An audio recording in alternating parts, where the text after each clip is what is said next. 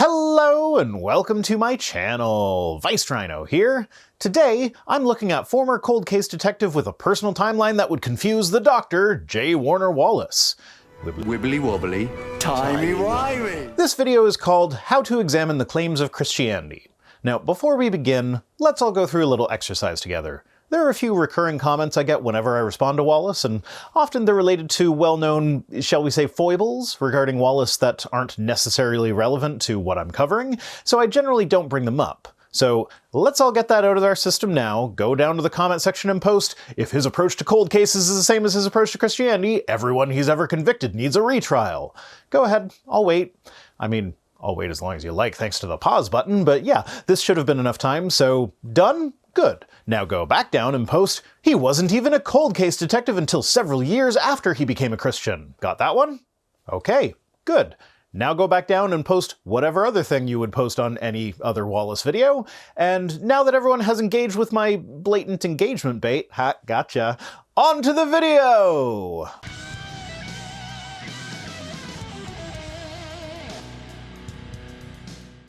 There is a similarity between working cold cases and investigating the resurrection, believe it or not. And I've illustrated it for you here on the chalkboard. There really isn't, though. The study of ancient history has very little to do with the investigation of comparatively recent cold cases.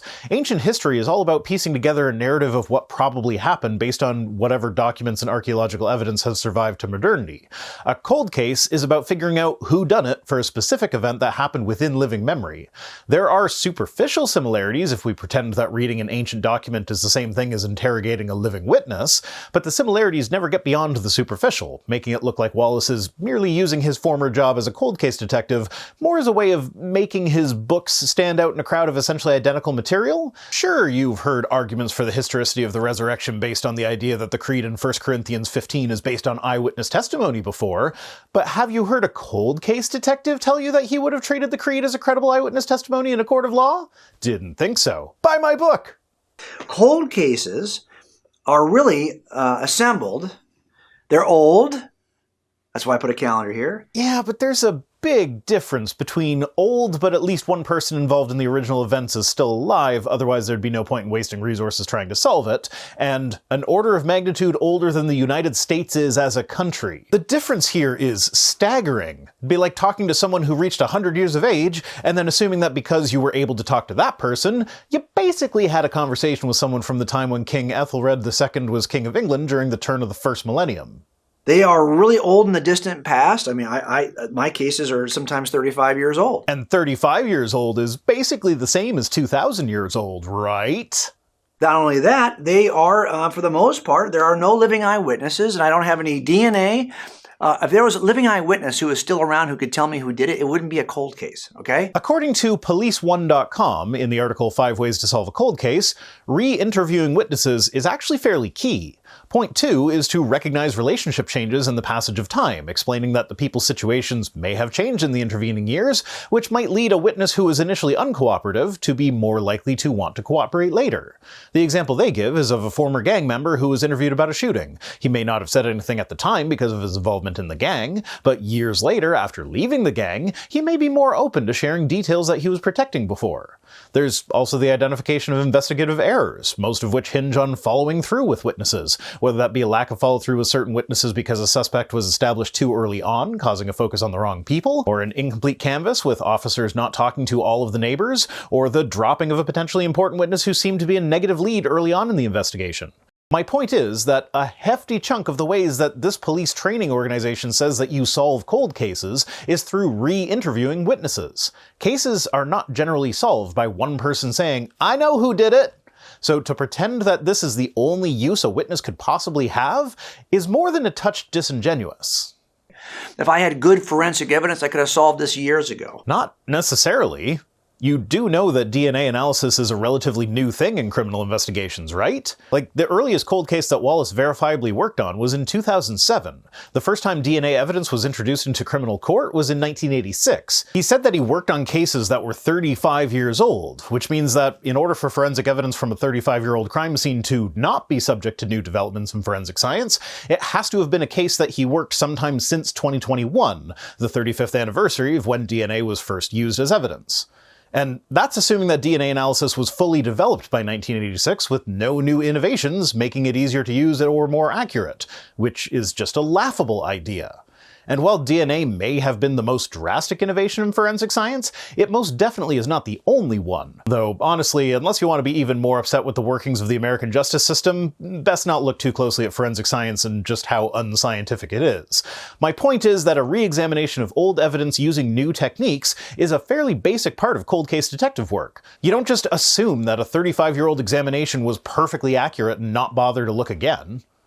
The reason why it's still open in an unsolved murder is because it happened in the distant past and there are no living eyewitnesses and there is no way to solve this or make a case forensically with DNA or fingerprints. No, those are absolutely not the only reasons that a case could go unsolved.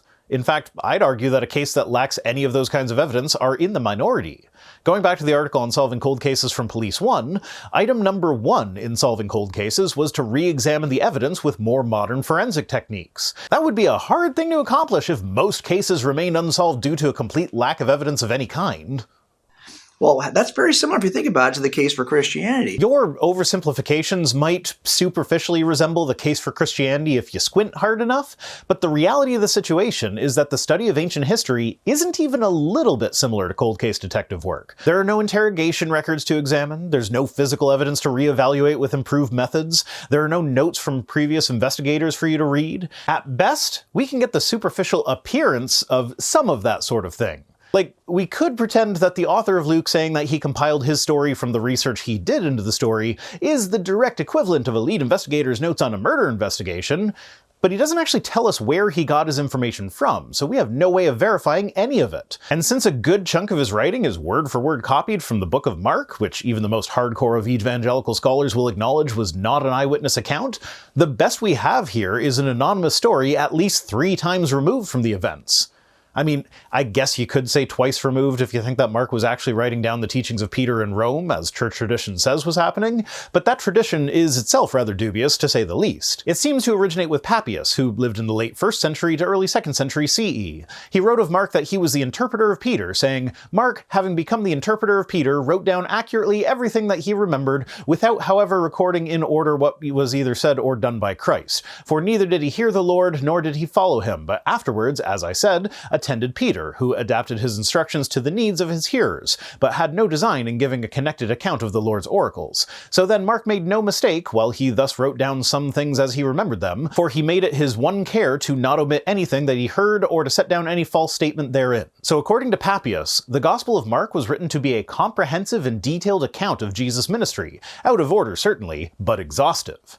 The problem is that what we call the Book of Mark today is by far the shortest of the Gospels. He appears to have left out quite a bit, especially if you want to believe that the other Gospels are also accurate accounts of the life of Jesus. Anyway, my point is that even if we grant the best case scenario for Mark, it's a second-hand account, and best case scenario for Luke is that it's a third-hand account. So Luke just isn't even close to comparable to reading the notes from the lead investigator on a specific crime. And I'm sure we'll get into the fact that Matthew and John were not eyewitness accounts either, but in case we don't, or in case I forget to swing back around to it, I'll leave a link to Paulogia's video on gospel authorship. It's quite good and definitively covers this territory. We're going to have to make it a different way. That's what we're trying to convince people in the culture, that you actually could make this case the same way you would examine any claim about the past, whether it's 30 years ago, 70 years ago, or 2,000 years ago. You'd think the all-powerful creator of the universe could provide something a bit more concrete if it were really so important that we believe the story, but I guess more evidence than you can find for a 30 to 70-year-old unsolved homicide is too high a bar for an omnipotent being. Now, when we come back in, I will have skipped a bit because he seems to have lost his train of thought while recording and I guess didn't bother to do a second take for whatever reason, but he's supposed to be answering the question, how are we to evaluate the evidence now? What I'm about to go through with you now are some simple principles that are like duh principles. Really? Like duh. Yep, that's right. The study of ancient history in order to piece together a timeline of events as accurately as possible can be done completely with an application of, well, duh type principles that it definitely doesn't take years of study to learn. Let's just go through some simple principles. Here's the first investigative principle that's pretty simple, and that is this. I know this is going to sound really basic. You got to read the casebook completely. You got to read it thoroughly. Yeah, that is kind of a well-duh principle. Now, in your work as a cold case detective, if you were to take over a case that happened in, say, Korea, would you say that you would have a better understanding of the casebook if you knew Korean and were able to read the casebook in Korean rather than relying on a translator? Would you agree that it would be even better if you spoke Korean as a first language, making you able to pick up on nuances that even someone who's completely fluent in Korean as a second language might miss? If you have to rely on a translation, then you are at the mercy of the translators as to what nuances make it through, what is lost, which details are emphasized in the translation, which are de-emphasized, and a whole host of other considerations. Given this, I'm sure Wallace will explain how, as a part of his investigation into the Bible, he went to school for several years in order to learn how to read the Gospels in their original Greek, right? And even then, the analogy doesn't hold true, because it's not like we're reading direct translations of one definitive original document. We're reading a translation based on a compilation of manuscripts, many of them fragmentary and contradictory in nature. So every translator has to make decisions about which versions of a particular verse they even begin translating. So which manuscripts are you including, which are you excluding, and why? Well, to figure that out, you'd have to do something like go to school again in order to learn how to properly study ancient documents, oftentimes with different specializations for different locations and time periods, leading to fun situations like Assyriologist who can translate Biblical Hebrew Dr. Josh of Digital Hammurabi, seen here wondering if he'd like some help finishing that sandwich, becoming known for refusing to answer questions that are outside his area of expertise, even when they are areas that are very closely related.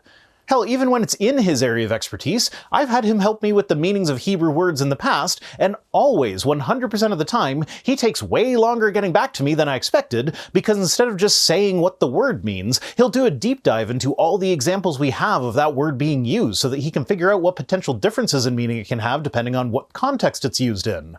So to think that we could simply treat our English translations of the Bible as though they are 100% faithful representations of the intentions of the original authors, when the translation of a single word can require days of research, is just laughable. And this is why the cold case shtick is ultimately nothing more than a gimmick. Even if we treat the documents as being the eyewitness testimonies or detective casebook or whatever Wallace equates them to, a cold case detective is still not qualified to come to conclusions based on reading them, unless said cold case detective also does the years of schooling and study that it takes to become a relevant expert in translating and interpreting documents from that specific time period. I want to give you some basic principles. When I say read the casebook thoroughly or completely, here's what I mean by that. What I mean is, before I can begin to jump off and make conclusions about the status of the case, make conclusions about whether or not the case is even worth reopening, whether or not the case is even still workable, I have to read this silly thing from cover to cover. Okay, sure, I agree. Christians should read the Bible from cover to cover.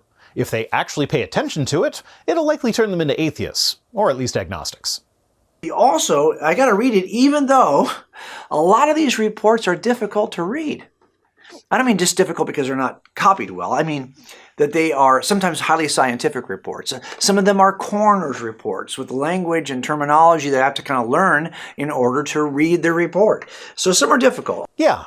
Now, imagine reading a translation of those reports, which by the very nature of translation, cannot possibly fully communicate the original meaning of the text. Except in this case, to complete the analogy, it's not scientific jargon that's the problem, it's cultural awareness. There are going to be cultural references in ancient texts that are referring to things that are completely lost to history. It may be a simple turn of phrase that, on its own, doesn't seem to make much sense. Like, take my example from a couple weeks ago of the phrase, the pot calling the kettle black. Originally, this phrase was likely referring to the buildup of soot on cookware as they were used over open flames, but in modern culture, cooking over open flames is becoming less and less common, and even though we still do use flames, it's not typically wood or coal fire that we're cooking over, it's gas, which burns much cleaner and takes a lot longer to blacken cookware that is used on it. Eventually, when Biden makes gas stoves illegal in the whole world like the communist that he is, "You thought it was your gas, but it is our gas now, comrade," people might come across that phrase without really understanding what it means. They'll probably be able to get the gist of it through context clues, but their pots are all silver stainless steel, and their kettles come in all sorts of different colors, from the boring white plastic ones to the more fun colors you can get them in, to also being silver stainless steel, and hell, my kettle is glass with LEDs in the base that change color as the temperature rises, so they won't have the visceral understanding of what the phrase means, even if they do understand what it's getting at. And that's even assuming that these are two English speakers separated by time. Now translate it into Korean and see how that goes. Actually, out of curiosity, I googled the Korean equivalent to that phrase, and it appears to be, "A dog covered in poop is a dog covered in bran." Upon a bit more reading, a more accurate translation would actually be, "The dog who is smeared with shit is scolding the dog smeared with bran." And honestly, I think that's a version of the saying that will stand up to the test of time better than the English pots and kettles. But even here, we have two vastly different translations, and the first one left me a bit confused. A dog covered in poop is a dog covered in bran? How is that equivalent? It doesn't make sense. But one translational nuance later, and now I have a better understanding. But because I don't read or speak Korean, I have to trust that the second translator is actually more accurate than the first. And I have nothing to base that value judgment on, other than the fact that the second translation makes more intuitive sense to me than the first. I mean, and the fact that the first was a Google Translate, which is notorious for being bad at what it does, but bad translation is hardly exclusively the domain of computers. There are bad human translators as well, as is evidenced by the very existence of the King James translation of the Bible. But that's a whole other can of worms. Also, they're hard to understand sometimes, because of the nature of the specialized sciences that sometimes are used in criminal investigations. And if you're not somebody who understands all the anatomical language that is described in a coroner's report in an autopsy, you're going to have to start learning that stuff in order to actually understand what's being said in that report from the autopsy. Now, keep in mind that he presents himself as being able to apply his cold case methodology to the Bible in order to prove Jesus' resurrection. Well, as part of being a cold case detective, I imagine he spent a lot of time learning how to read all this technical scientific jargon in order to be able to read the documents he's talking about. And even after all that time, without having the same education as the coroner or whoever else was writing these documents, his understanding will be less than perfect. A coroner will always be able to understand a coroner's report better than a detective just by virtue of the fact that it's their area of expertise. Same goes for anything historical. A layperson might come to be quite familiar with not just an historical document, but also the scholarship surrounding that document, but an actual historian will likely still be able to run circles around the layperson when it comes to the meat of the matter. And keep in mind that while we're talking about how Wallace's skills as a detective don't translate into an expertise in studying documents from ancient history, this equally applies to me. I'm a goddamn YouTuber. Yeah, I spend more time with my nose in research papers than the average person, so I'm probably better suited to reading and understanding said papers than the average person, but don't mistake me for an authority on anything. Everything I tell you, I've gotten from someone else. At best, I may come up with the occasional analogy that might be original to me, but more likely than not, even those are cobbled together from similar analogies that I've heard and don't quite remember fully for myself. But the difference between me and Wallace is that I'll just flat out tell you that I'm not where you should go for definitive information on the interpretation and meaning of ancient documents. Wallace, on the other hand, acts as though his cold case experience somehow qualifies him to speak authoritatively on these matters, which it absolutely does not, even if we ignore the fact that he seems to be overstating how much cold case experience he had before converting to Christianity. You know, I'll tell you another thing. A lot of these are sadly kind of boring. They are. So you have a bunch of reports in my red notebook that are either difficult, hard to understand, or boring. Not only that, sometimes because these reports have been jammed together over time, they are not in the right order. What's really amazing here is that he's describing how a book would be cobbled together through a haphazard and disorganized editing and compiling process over time, which is actually not a terrible analogy for how the books of the Bible got put together, but serves to point out the problem with believing that they are actually the inerrant message that an all-powerful God has for us. I feel like God would be capable of keeping his papers in order rather than allowing them to fall into disarray like a file on a cold case shelf. Also, he spends the next couple minutes talking about how different ways a case file can be organized, and it doesn't really add anything to the analogy, so I'm skipping it. This is why I think a lot of skeptics go wrong too, but also why a lot of Christians aren't able to make a case for what they believe, because they really have never read the case from cover to cover. That's the first thing we're going to have to do. Well, like I said, I actually agree with this, and feel that it will make more atheists than not. If you can get through God encouraging slavery, commanding and committing genocide, requiring blood rituals to cleanse people from disease, requiring child sacrifice, calling a man righteous for the act of offering his daughters up for gang rape, etc., and still think that the Christian God is benevolent and wise, then you've either got some very serious cognitive dissonance going on, or a serious lack in reading comprehension skills. The same way you would read the red notebook from cover to cover, here we want to read the red Bible from cover to cover. Even though, yeah, I get it, some of these books, just like in my red books, are difficult. Some of these reports are difficult. Some of these are hard to understand, and some of these are even boring. Weird that the inerrant communication that the all-powerful God of the universe has for us contains boring bits. I get all that. That's true for my casebooks, too. Doesn't matter. If you want to understand what's in this book, you're going to have to read it cover to cover and push through or do what you can to learn the language that makes these reports accessible to you. So, become an expert in Biblical Hebrew, Greek, and Aramaic? That's a tall order, and one that you don't seem to be even attempting for yourself. We have to do that in criminal trials, right? We have to do that in casebooks. We have to learn the language. And I would say to somebody who's skeptical or has some objection to Christianity, it's often because they haven't taken the time to learn the language of that particular report and to see how it fits because of language issues. Yeah, I do not know any of the original languages of the Bible. Do you? Like, maybe I'm wrong here. Maybe he did go into languages at some point, and despite not being able to shut up about how great he was at being a cop, he has somehow managed to keep his linguistic accomplishments completely under wraps, even though they would actually be far more relevant to his career as an apologist than his police career was, but that just doesn't seem to pass the smell test, so I don't think that's what happened. Also, just like we have in casebooks, it's important for us to try to understand the correct order of things. And as you know right now, your Bible is ordered based on types, right? Major prophets, minor prophets. You see, it's not necessarily in the actual chronological order. That's another problem. In the section that I skipped where he was setting this analogy up, he pointed out that he'll rearrange reports in the case file to be in chronological order rather than ordered by report type. So what he appears to be saying here is that the books of the Bible are organized in a way that makes them inherently more difficult to understand than if they were ordered chronologically. Which again, leads us to questioning whether that is something that we should expect an omnipotent God to have difficulty with. Although you can go online and you can purchase hardcover Bibles in which they will try to order the books chronologically or order the passages. Have you ever done that? It's really a fascinating read. Sure it is. But I also doubt very much that it's a definitive version, given how much uncertainty there is in the dates of the various books.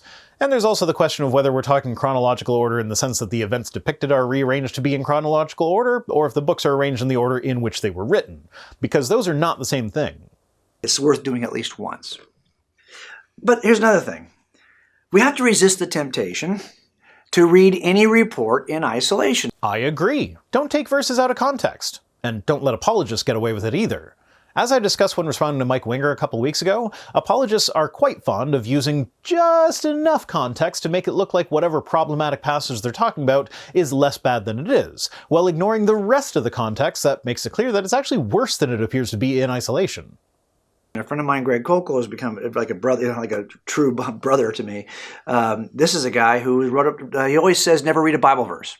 And he says this in a way that's kind of provocative, because what he really means is don't read a verse in isolation. You got to read everything in the context of where it's written. Yeah, so, for instance, don't read the Exodus 21 passage on slavery that says that men go free after 6 years in isolation, causing you to claim that ancient Hebrew slavery was somehow a nice, tolerable, voluntary form of slavery. Along with that, read Leviticus 25:44 through 46 that makes it clear that they practice chattel slavery as well. And don't forget to not skip over the parts of the Exodus 21 passage that clearly state that women and the children of slaves do not go free and can be used to pressure temporary slaves into giving up their freedom permanently in order to remain with their families. Then, ask yourself why the God that laid out these rules for slavery wasted 4 of the 10 commandments basically saying, "I'm totally awesome," instead of cutting them down a bit and replacing one of them with, "Thou shalt not own human beings as property."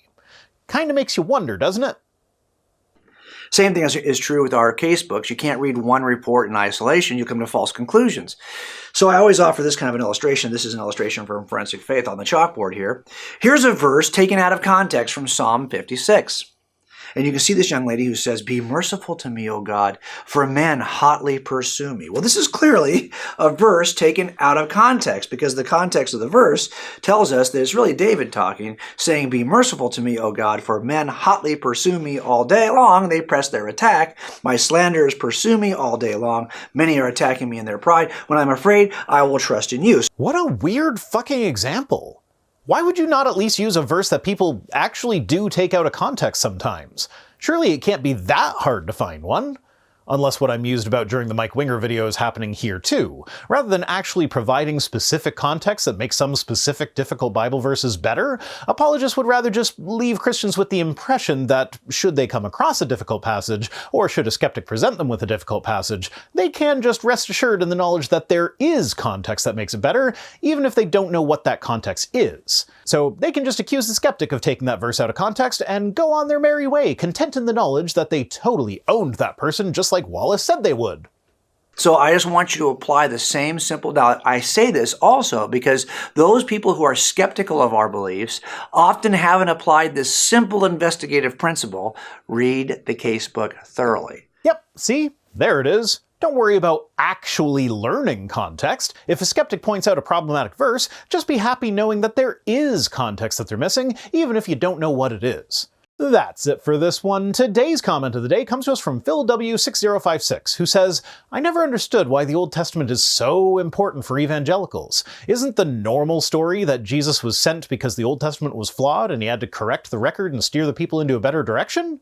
Not exactly. For evangelicals, they can't even entertain the idea that God did anything imperfectly, so the idea is that the Old Testament is history that we can learn from, and laws that were either just meant specifically for ancient Israelites to follow, with Jesus making the following of those laws unnecessary under the New Covenant, or they are laws that represent an underlying moral principle that must be strictly adhered to even under the New Covenant.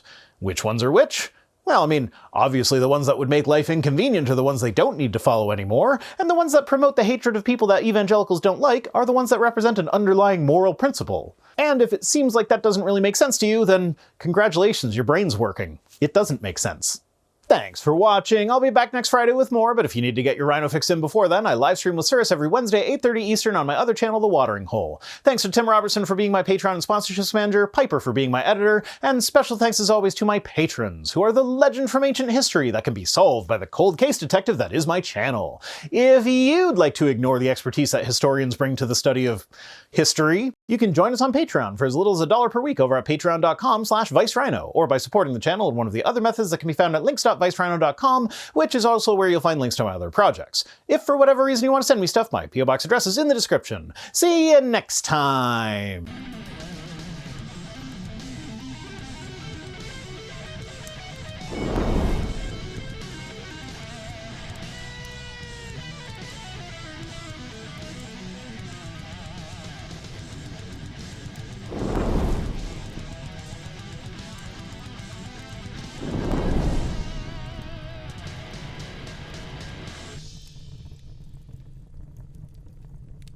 And I'm sure we'll get into the fact that Matthew and John were not eyewitness accounts either. Actually, I don't think we do, now that I think about it, having watched the video all the way through. But, we should have done, but we didn't. But in case we... God damn it. I thought of this contingency when I scripted, but I forgot that I thought of that contingency, so I thought I had to fix myself, but I didn't. There are bad human translators as well, as is evidenced by the very existence of the Can't fucking talk today. God damn it. You'll notice that that's an outtake I have, like, every week, that I can't fucking talk today. Because apparently I just can't fucking talk.